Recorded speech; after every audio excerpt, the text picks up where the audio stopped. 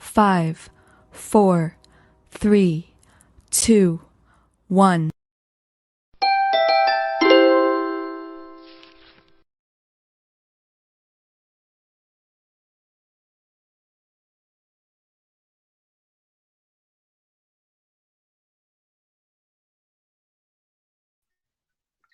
Good evening, ladies and gentlemen. It was the fourth day of the first test between India and England being played at the Chepauk Stadium. Another riveting day of test cricket as we saw 15 wickets falling down in a day against the run of play, because in the first 3 days we just saw 3, 5, and 8 wickets. So it is pretty much evident that the wicket has started to wear and tear, and the spinners are getting some assistance out of the surface.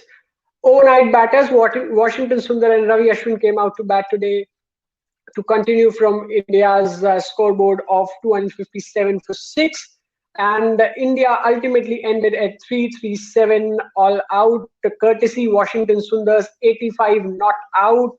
He struck another 50 and became one of those few players to strike a 50-plus scores, both on his debut innings abroad and debut innings in India. So after that, it was pretty much evident, as Paji said yesterday, that England won't enforce the follow-on, and England did the same as they came out to bat in the second innings and were bundled out for 178 runs. Ravi Ashwin picked another 5-wicket haul, 28th 5-wicket haul for Ravi Ashwin. In the process, Ishant Sharma also picked his 300th test wicket, the slowest to reach the milestone in 98th innings. India lost Rohit Sharma early after playing some beautiful pull shots, and the current situation is that India are at 39 for 1 at stumps on day 4. Now, I have our expert, Mr. Shirish Nadkarni, with us for more of the analysis. Welcome, sir. Good evening. Good evening. Well, what do you think? I know Monty Paji did say that England would not declare, but all the commentators en masse, including Nick Knight, Sunil Gavaskar, everybody was waiting for a declaration to come from the England camp, and it never came. In fact, they kept showing Joe Root sitting in the pavilion in his tracks and not in his whites. And they went on checking how many people were padded up, and you saw Jofra Archer padded up, then Dom Bess was padded up, Jack Leach was padded up, and even last man James Anderson was padded up. So it means that the English team is holding the Indian team in some level of awe because of what happened at Brisbane, at the Gabba, that they think that trying to get them.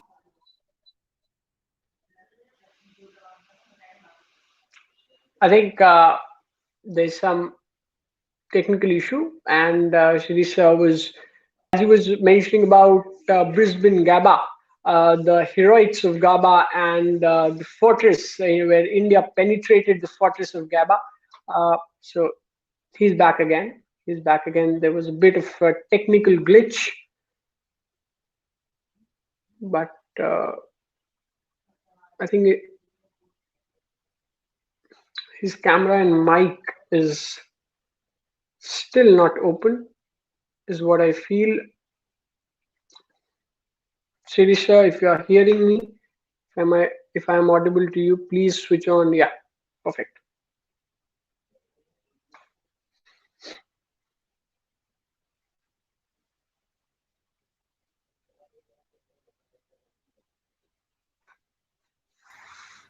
So, hello everybody. I don't know if you could hear me in the interim.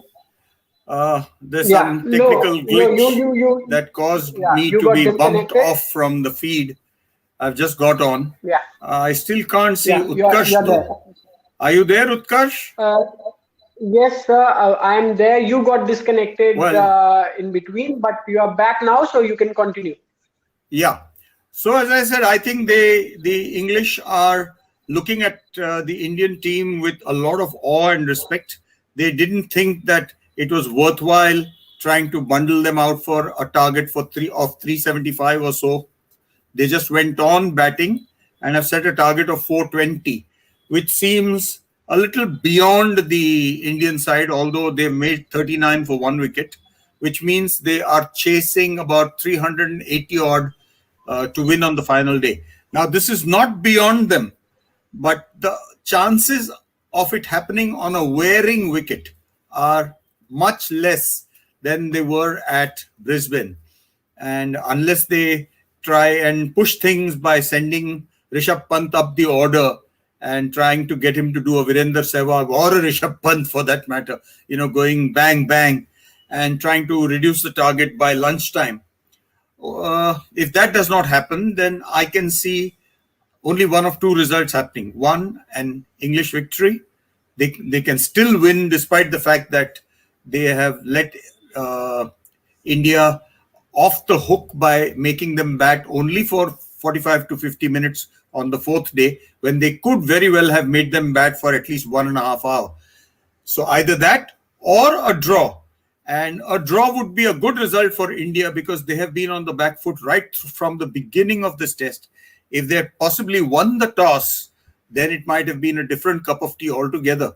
But after staring at a total of 578, then to try and get to the follow-on mark, even that proved beyond them.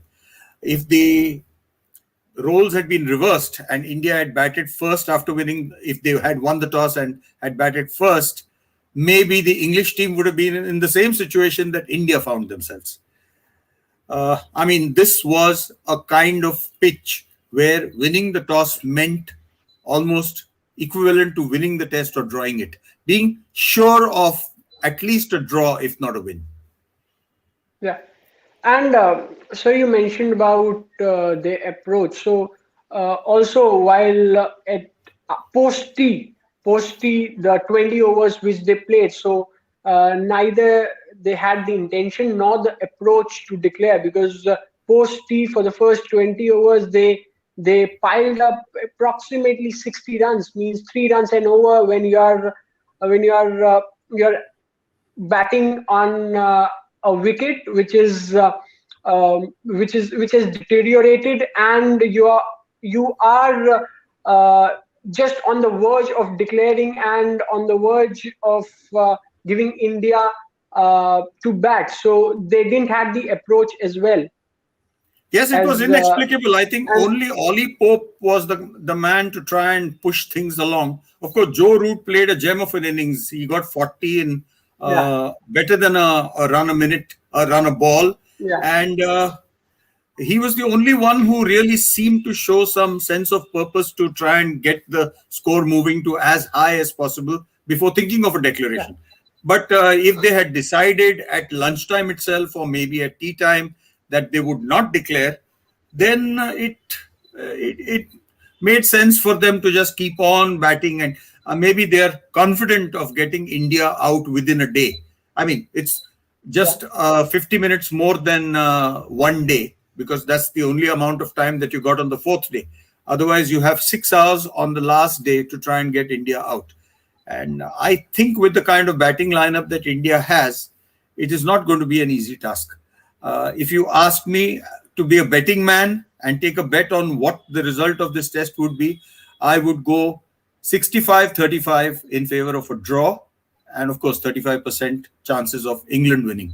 I know that we did very well at the Gabba in Brisbane, but it does not happen all that often, and not on this kind of a wicket where the odd ball is rising, the odd ball is staying low. It's a dust bowl, literally. So it would be very, very difficult for India to win. Yeah. You mentioned about Gabba's heroics, and which was obviously which would have been running in Joe's mind. But not to forget that Chennai Test match where India chased 387 in 2008. Not to forget that Virender Sehwag's innings. Not to forget that Sachin's 100, which was obviously his first 100 in a winning cause while chasing 387, which still is a record. and if India needs to win this game, India needs to go past that record and needs to chase. Do you know the record for the highest total successfully chased in a test match? 418. That is the highest total ever chased successfully in a test match. We have been asked to chase 2 more runs than that. So it would be a new record if we were to chase it. And yes, I remember that 2016 December Chennai test where Viru Sehwag set us up by that fabulous 85, and then Sachin went on to get 103 and got us to 387. That was a miraculous kind of test match. It's not going to happen every day, and I would be the most delighted person on earth if the Indian team managed to chase down this total of 420 tomorrow. I don't see it happening, but I would be really, really surprised if it did happen. Yeah, it was also Graeme Swan's debut series, and these days chasing is so much in fashion because yesterday we saw Kyle Mayers of West Indies scoring a unbeaten double ton on his debut, 210 not out, which was the talk of the town yesterday and today also, because it was that kind of an innings and that kind of a match against Bangladesh. But now coming to Washington Sundar, so the way he batted today, 85, unbeaten 85 means if you leave aside for what he was chosen, that is his bowling, he looks a complete batsman. Well, funnily enough, Virat Kohli chose not to give him an over until it was almost the end of the England innings. He went with just the 4 bowlers, the 2 pacemen and the 2 other spinners. And he gave Shahbaz Nadeem an extended spell. And I was really surprised that he didn't think that Washington Sundar was worthy of even 2 or 3 overs sometime in the middle. But while we're on the subject of results at Chennai, I might also remind you of that 2016 December test where England got 477 and still lost the test by an innings. I mean, India got 759 for 7 declared and then bundled out England for 207 at the end to win by an innings and 75 runs. Now, that is some record. And if it happened in the same ground, maybe not on exactly the same wicket, but in the same ground where Sachin and Viru Sehwag had helped us to chase down that earlier total. So, Ija, Bija, Tija, is it possible that you can have a third thing happening tomorrow? I know I'm pessimistic, but I would hope that I am proved wrong. Yeah. We were talking about Washington Sundar's innings. Yes. He looked a very, very good batsman, very complete batsman. Didn't seem in the least bothered. I mean, he was playing like Pujara was playing, meaning completely technically sound innings. And okay, if Pujara got out in the first innings, it was a stroke of sheer bad luck that the fierce pull shot that he essayed hit Ollie Pope on the left shoulder and ballooned over to the fielder behind him.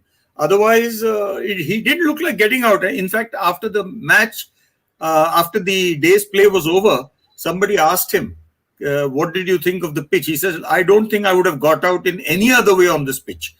There's no other way. I wouldn't have been bowled. I wouldn't have been LBW. I wouldn't have been caught. It's just unfortunate that I got caught like this, the way it happened. So talking about Washington Sundar's innings, very accomplished. As you said, on his debut test, he gets a 50. On his debut in India test, he gets a 50.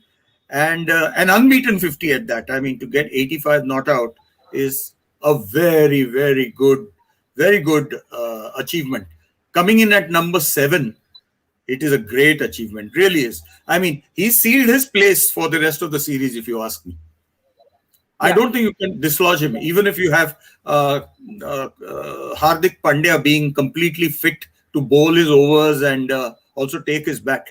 I think you would play with multiple all-rounders. You'd accommodate Hardik Pandya and you would accommodate Washington Sundar and you would accommodate Ashwin, because these 3 have proved to be unbelievable match winners. And then for the wicket keeper's And position, you can't have anybody but Rishabh. Ravindra Jadeja, Ravi And Jadeja is Ravindra waiting. Jadeja, yes, he's also lurking in the wings for when he gets fit. You're right, absolutely. Yeah. So I think Even Shahbaz Nadeem might have played his last test in this particular series. I would think. yeah, yeah, yeah. It's a general perception, and if not for the team selection, Kuldeep Yadav would have been included in the Should have 11 played, in yes. place of Shahbaz Nadeem. Yeah. Also, as you mentioned of Cheteshwar Pujara's dismissal, even Ajinkya Rahane also got out on a freebie, a full toss, which he just hit towards short extra cover, where Joe Root almost took a blind with his diving towards his left. That was a fielder's catch. It was not a bowler's catch. It was not a bowler's wicket. Yeah. It was a fielder's wicket. Yeah, it was a full toss. Unbelievable catch. It was an unbelievable catch. Similar to what Ben Stokes took in the slips to dismiss the last man, if you remember. Yeah. Also a brilliant catch. Yeah. He stepped up a couple of paces. Normally, the first slip is always behind the wicketkeeper. But when he took that catch, he was in line with the wicketkeeper. So he had stood up 2-3 paces, just knowing that the pitch is dying. You know, the ball is dying on the pitch. Yeah. So that it should not fall in front of him. And he took it wonderfully. I mean, those 2 catches were out of this world. Yeah. Also, Rishabh Pant has been elected as the ICC Players of the Month, the inaugural award which ICC started, and this is the maiden award which goes to Rishabh Pant, ICC Men's Player of the Month. We'll celebrate this award of Rishabh Pant. We'll celebrate his batting, but his keeping, and which has been a letdown throughout this Test match, to say. And his keeping needs to improve, especially on these turning tracks, on these rank turners, where on the 4th, 5th day, 1 wicket, 1 or 2 stumping, 1 or 2 dismissals, if you miss, I think it will actually change the context of the game. Well, he got a very good catch today, and he also did a fairly easy stumping of Ben Stokes. Yeah. So, as Sunny Gavaskar very clearly said in his... Yes. Oh, Josh Butler, sorry. I do beg your pardon. As Sunny Gavaskar very clearly said in his commentary, so bad has Rishabh Pant's wicket-keeping been so far that he can only improve from here.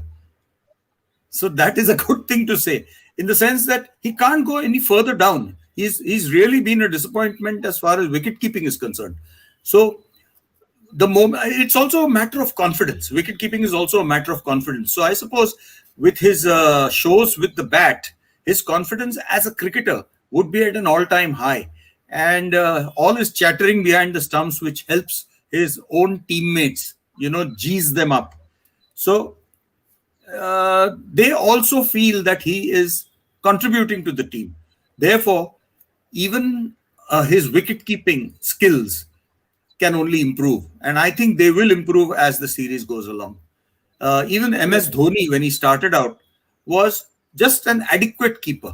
He then went on to become one of the greatest keepers of all time. So I can't see Rishabh becoming one of the greatest keepers of all time, but at least he should become a more than adequate keeper. Because yes, a crucial stumping or a crucial catch dropped can cost you a complete Test match. That is absolutely true. Yeah.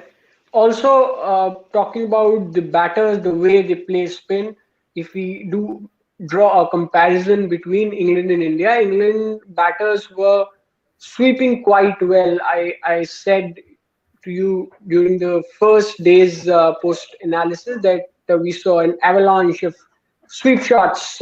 So why did the Indians not use so much of sweep shots or those paddle sweeps to control or to actually play out the spin bowling? That is a very, very good question. The English have always been excellent sweepers, and the Indians have never been as good at sweeping as the English. I mean, if you cast your mind back to years ago, you remember Alan Knott, the wicketkeeper. He was one of the best sweepers of all time. I mean, okay, I'm not making a pun on the word sweeper. He used to sweep very, very well indeed. And Joe Root got a lot of his runs in Sri Lanka at the Golf Stadium with sweeps. So he was expected to be using that sweep shot very well in India. And initially, I believe they said that Indian conditions may not be the same as those in Sri Lanka for the sweep. But all the English batsmen have swept the ball very well, and the Indians have fallen short in this department. I don't know why. Maybe the batting coach Vikram Rathod can give us some idea on whether he would be able to make them employ this particular shot more profitably in the three tests to follow. Yeah. And now coming to young Shubman Gill, also the way he batted in the first innings and today also the way he batted, he looked quite solid and quite elegant as well. Uh, Technically sound as compared to Prithvi Shaw. Now he was in this precarious situation at Gabba as well, uh, where he extremely batted really well and scored a 91. He brought out his temperament and patience there on that Gabba wicket and scored a brilliant 91. Now, for a young batsman who has had faced this situation in the past, how much will that match help him to bat on this wicket tomorrow, though the conditions are not similar? I think the confidence gained from that Gabba innings of 91 will stand him in very good stead tomorrow. He has already shown during the last 45 to 50 minutes that he batted that he was in complete control. He did not give even a ghost of a chance. His defense was absolutely solid, and he still had a couple of beautiful drives to show for his stay at the crease. So I'm told that Shubman Gill's father expressed grave disappointment that his son scored only 91 at Gabba, only Yeah, 91 yeah, at Gabba, yeah, and did not go yeah. on to make 100. Now, that is the kind of thing that Mary Pierce's dad would have said, or Yelena Dokic's dad would have said in tennis, meaning, why did they do only so much and Yeah, not more? So that is the kind of dad whose expectations can never be fulfilled. But as far as we are yeah, concerned, I was absolutely delighted with his innings of 91 there. It's unfortunate that he got out, but then so has Rishabh Pant. He's got out in the 90s three times so far. All three could have been centuries. That 97 at Sydney, then 89 not out in Gabba, and his first innings knock here again in the 90s. Uh, yeah, it's of course Rishabh Pant's batting is as exasperating as it is exhilarating. You want to watch him go on and on and on, and yet he produces some completely idiotic shot when he's completely in control to send you pulling your hair out literally in agony. I hope that doesn't yeah, happen in the second innings this time, and that he is being told by Ravi Shastri and the other elders in the team that he should temper his aggression with a little bit of sensibility, sense, caution, whatever you call it, so that you choose the right ball to hit. They are not telling him to curb his attacking instincts. They're telling him to just yeah, watch what he should be hitting and what he should be defending. And if he gets that, he's bound to get it. He's only 23, so he's bound to yeah. evolve further as a batsman. I hope it is earlier rather than later. Yeah, you summed up Rishabh Pant's batting really well in those two words. Uh, Now for one question, which was merely a ridiculous thought in my mind because the way England were behaving on the field, they had 420 runs in their bank. Yet there was a deep mid wicket for Rohit Sharma. There was a maybe for a pull shot, but and when Pujara also came in, there was a deep square leg, deep mid wicket. So why this kind of a field? Why not go all out for kill? Why not attack when you have these many runs in your kitty? This is what I was telling you earlier, that I think Yeah, England has a defensive set of mind, that they are all set to accept a draw from this particular test. They are not going to, they don't seem to be wanting to push for a win. Even their body language in the last 45, 50 minutes was, they had slumped shoulders. It looked like a tired team. It didn't look like a team that was going all out for victory. They only got a little bit of enthusiasm after Rohit Sharma's wicket. And Yeah.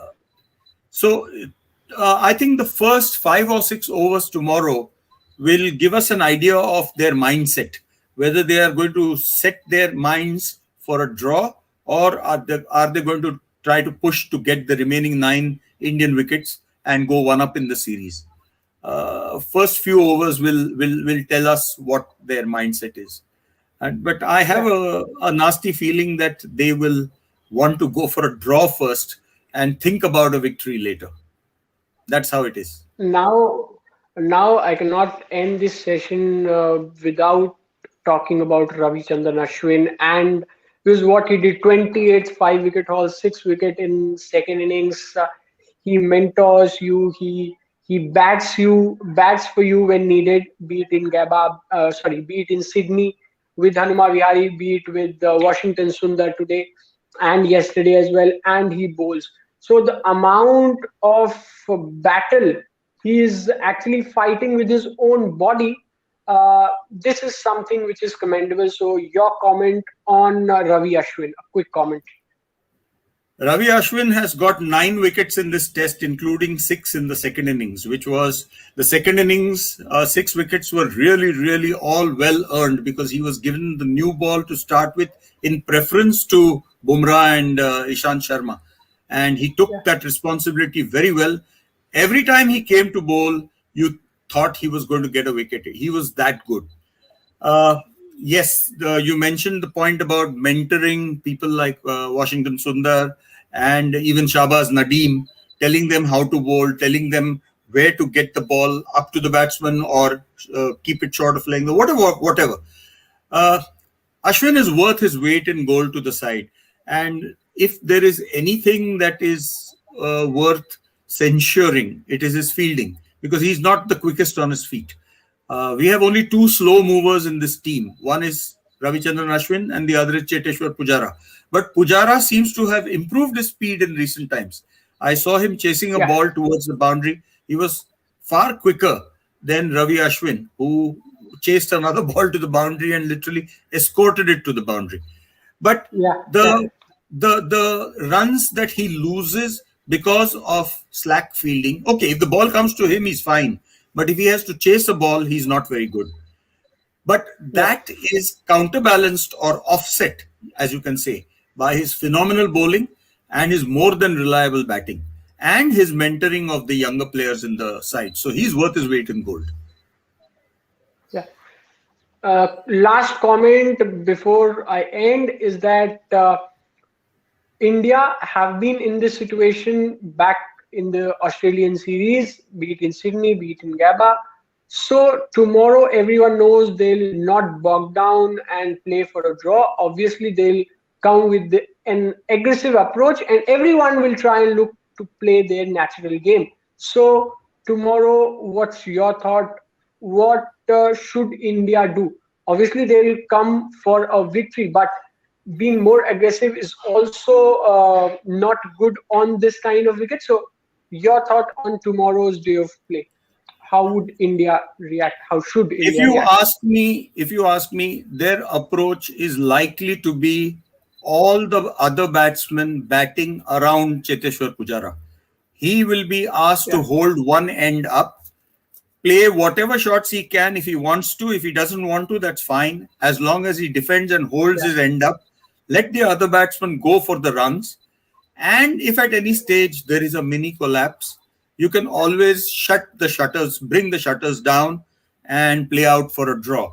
If not, then if Cheteshwar Pujara is there at the end, and he will probably be somewhere around 110, 120 if he's still there at the end. Even if it is a very slow 110, 120, it would be part of India's thrust towards victory, where all the other batsmen, including Virat Kohli, Ajinkya Rahane, Rishabh Pant, of course, and Washington Sundar, all these players can play around him and try and push for a victory. Yes, we will know in the first half an hour to 1 hour whether India is really going to go for a victory or whether they're going to down the shutters. If they lose a couple of quick wickets, I think it may be inevitable that they will have to play out for a draw. Yeah. But if they go into lunch with just maybe 2 wickets down, then they can use the afternoon session when the wicket is at its relatively most placid, even on a fifth day, to try and push for victory. Yeah, as Sirisa mentioned, to exploit the afternoon session, which is considered the best session to bat in India, the afternoon one. So, on this note, let's end this session today and meet tomorrow with the result of the game and what a test match it has been. Because today, at the end of the fourth day, we are still talking about all the three results being possible: the draw, England's victory, and of India's victory. So this kind of a test match it has been, and this is what happens when two powerhouses of cricket, two heavyweights of cricket clash against each other. So thanks a lot, Shiri sir, for joining, and hopefully we see a Utkarsh, favorable. why not a fourth Yeah. result? You remember, this is the same ground on which there was the famous second tight test in history. Yeah, yeah. This ground So- is famous for producing unbelievable results. So maybe you Yeah. can have the third tight test in history also happening. That's a fourth result possible tomorrow.